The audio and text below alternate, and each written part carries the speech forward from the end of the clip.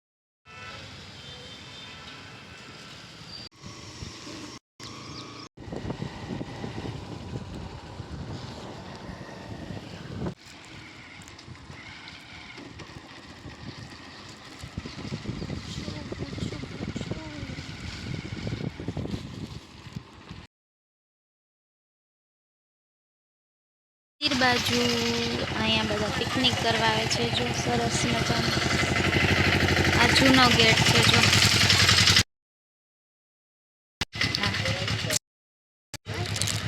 ચલો જઈએ.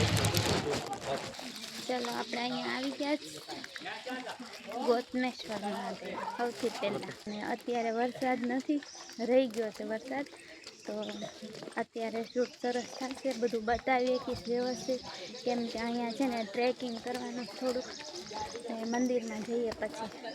પણ અત્યારે છે ને બતાવું તમને અહીંનું, કેમ કે અહીંયા છે ને બહુ મસ્ત પોઈન્ટ બનાવેલો, લેક ટાઈપ બનાવેલું છે, તો બધું બતાવું તમને.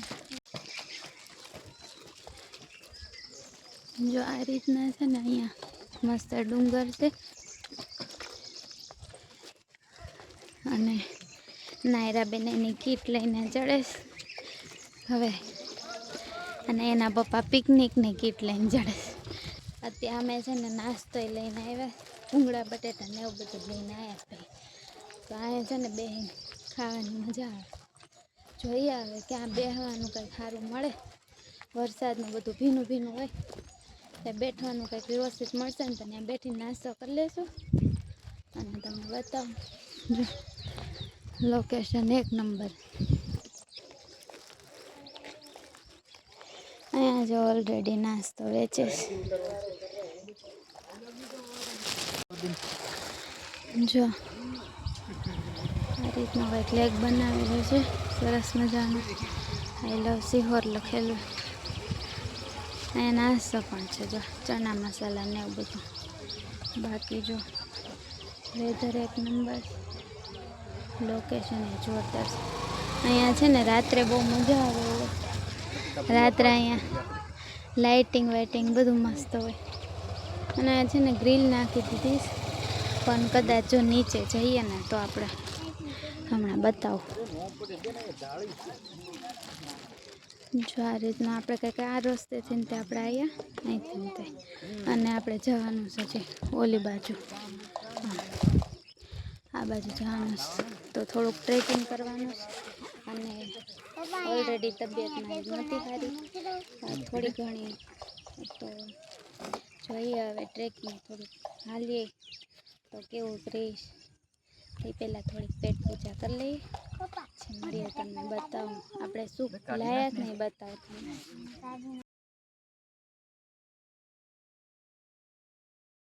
ઉતર્યા ને હવે બધા ઉતરવા માંડ્યા ધીમેથી. કેટલું મસ્ત લોકેશન છે. અહીંયા નાસ્તો કરવા બેસવાની મજા આવે છે. થોડું રિસ્ક, પણ રિસ્કમાં મસ્ત મજાના. આ એ પર ક્યાંથી વટ્યા, જોતા એમ પાણી છે અહીંથી વટ્યા. ભાઈ રિસ્ક તો છે હો, ક્યાંથી વટવું અહીંયા કાંઈ ખબર નથી પડતી. આજે ને આખું બધું પથ્થરનું જ છે. પથ્થર આમ જો અહીંયા બધાએ ડ્રિંક કરીને બોટલ નાખેલી. એ ભાઈ આમાં કેમ વટવાનું? હાલો ફાઇનલી વટી ગયા, નીકળી ગયા ને. 1 નંબર વ્યૂઝ. આ વ્યૂઝ માટે આપણા વિડીયોમાં પણ વ્યૂઝ આવવા જ જોઈએ હો ગાઈઝ. હવે જો બહુ પાછા બહુ આગળ જાય જો. અને અહીંયા છે અહીંયા બેવું અત્યારે કે હા ચાલો ઓકે. અહીંયા બગડે ને રહેવું છે એમ કહો ને. નીચે અહીંયા જો 1 નંબર. આપણે ને પાછા આવ્યા ને એટલું આપણે હાલીને જવાનું છે. એટલે જેટલા આગળ જઈએ ને એટલું ધ્યાન રાખવાનું કે પાછળ પાછળ જવાનું છે.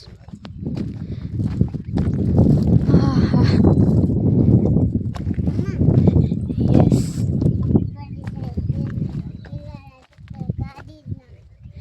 હિલ્સ છે ને. હવે બોલે ને. હા મારી યારે ઝઘડો કરી લીધો ને એટલે એમ કે વિડીયો કટ ન કરતી. હવે જો બટેટા તો બધા ભેગા થઈ ગયા, ખીચડી બની ગઈ. બટેટા છે, આ ભૂંગળા છે, પછી આ મસ્ત ડુંગળી છે, બીજું શું લાયા? છાશ ને લીંબુ ને ગ્લાસ. અને આ નાયરાબેન તો જો 1 નંબર છે ને મસ્ત મજાના વેધર. તો ચાલો હવે આ બધું કટિંગ કરી નાખીએ અને પછી ખાઈ લઈએ મસ્ત મજાનું.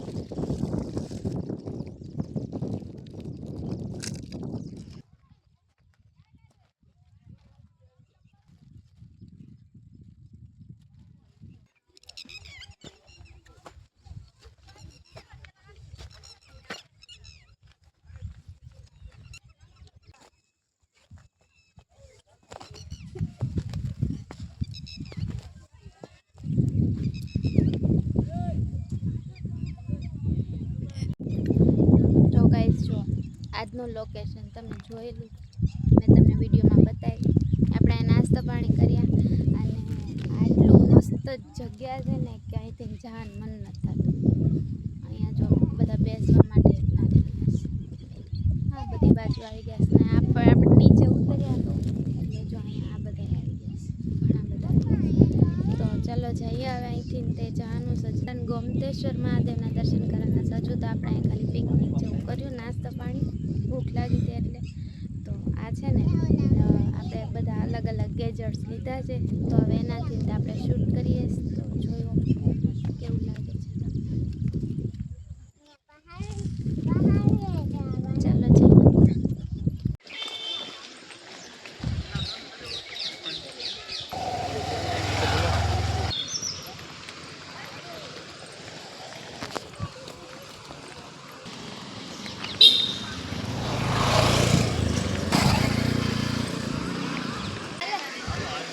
જો અહીંથી નજીકથી બતાવું, આપણે પણ પછી જઈશું. અને જો બધા આ રીતે એમ બેઠા હોય. મસ્ત મંદિર છે. આ મંદિર છે જૂનું અને કેવડા મોટા મોટા પહાડ. બહુ જૂનું મંદિર છે આ ગોમતેશ્વર મહાદેવ. ઓલી બાજુ તો બહુ બધું હાલવું પડે એટલે એ બાજુ આપણે નથી ગયા.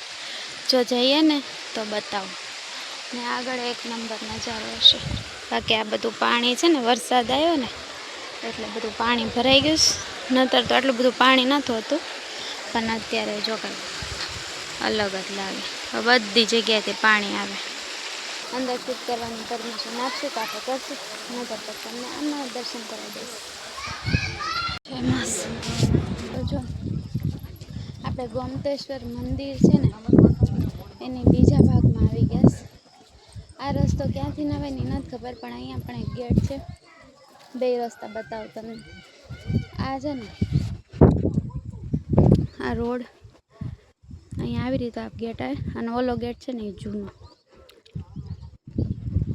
આ જે રિક્ષા છે ને એ પાછળનો રોડ છે ને આખો ટ્રેકિંગ થઈને તે નીચે જવાય, કે જ્યાં હમણાં આપણે હતા એ ભાગ આવે. પછી ગૌશાળા છે, પરબ છે મસ્ત પાણી, મસ્ત મજાનું, અને પાર્કિંગ છે. અહીંયા પરબ છે અને બેસવાનું એક નંબર છે. અહીંયા છે ને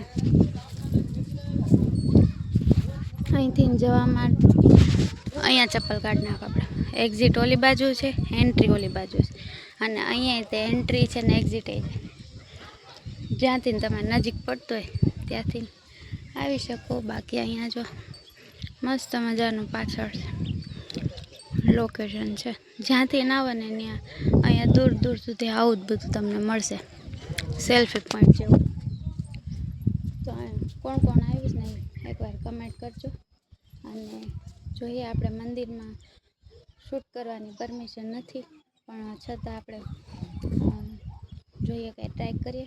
બાકી અહીંથી આપણે નીચે જઈએ ને હવે તમને વિડીયોમાં બતાવો આગળ.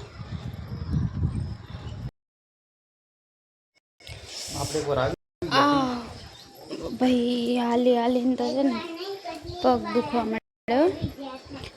અહીંયા હું તો કેટલી વાર આવી ગયેલી. હા, અહીંયા મસ્ત મજાનું એક મહાદેવનું મંદિર છે. તો ચલો, અહીંયા બહુ મસ્ત બધી ડિસિપ્લિન હારે રહેવું પડશે. જો આવો તો કપડાં પછી વ્યવસ્થિત પહેરવાના. મસ્ત મજાનું મહાદેવનું મંદિર છે. અહીં છે મંદિર.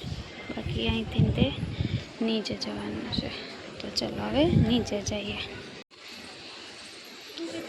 અહીંથી નીચે જવાશે જ્યાંથી હમણાં આપણે આવ્યા. પણ ઓલા બાપુ જો ઇતિહાસ કહે ને તો મજા આવી જાય. બાકી જો અહીંયા કેટલું મસ્ત છે આ રીતનું. આ છે ને શિવલિંગ સ્વયંભૂ પ્રગટ થયેલી છે. આનું નિર્માણ નથી કરે, સ્થાપના નથી કરેલી, એની મેળે શિવલિંગ પ્રગટ થયેલી.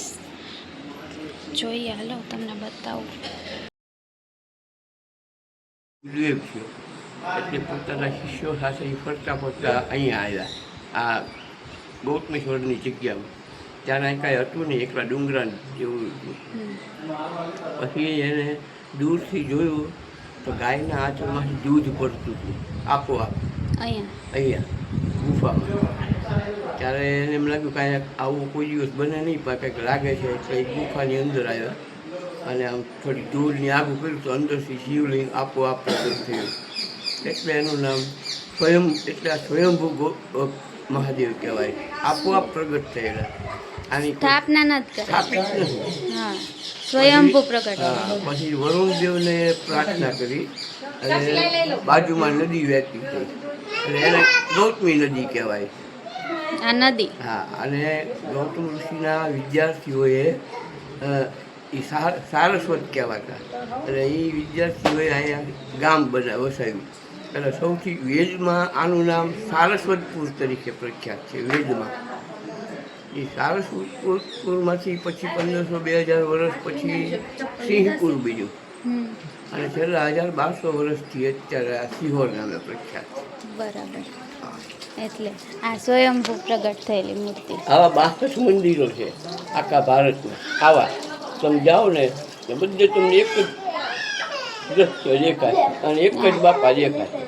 આ જ રીત 62 મંદિરો છે. આ વાત છે. એમાં તમને એમ લાગે કે આપણે અહીંયા સિહોર આવ્યા છે, ક્યાં આવ્યા એવું જ લાગે. બધી સ્વયંભૂત પ્રગટ થયેલી. સ્વયંભૂત પ્રાગટ્ય થયેલી. જો આ ગુફા છે ને ઋષિ મુનિએ સ્થાપના કરેલી હતી. ઋષિ મુનિને અહીંથી જુનાગઢ જવાતું, પણ હવે બંધ કરી દીધું. આ છે ને જો અહીંયા તમે સ્ટોપ કરીને ત્યાં વાંચી શકો છો. અને ક્યારે બાંધકામ ને એવું બધું કર્યું. તો સરસ મજાનો આપણને ઇતિહાસ પણ સાંભળવા મળી ગયો છે. તમને થોડા દર્શને કરાવી દીધા છે. હવે આપણે જઈએ નીચે.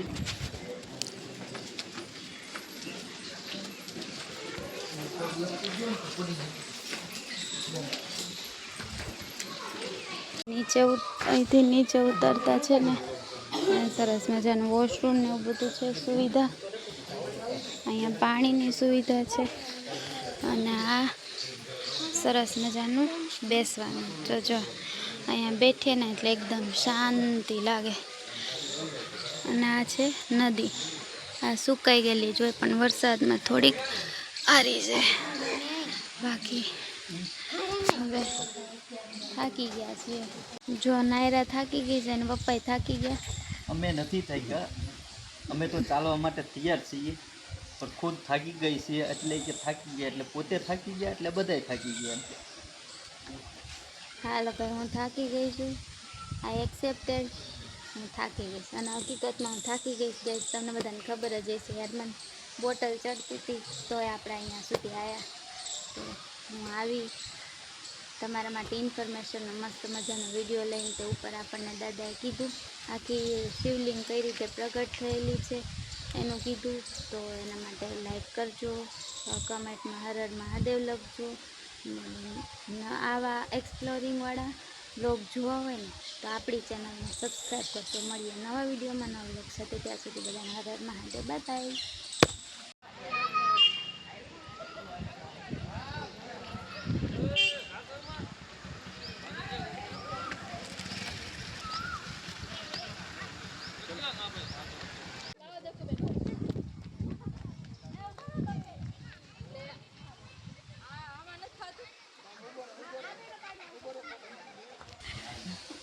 બોટલ ચડતી હતી તો ઘરે પડી રહેતી તો પછી હું કરવાને શૂટ કરવા જઈશું.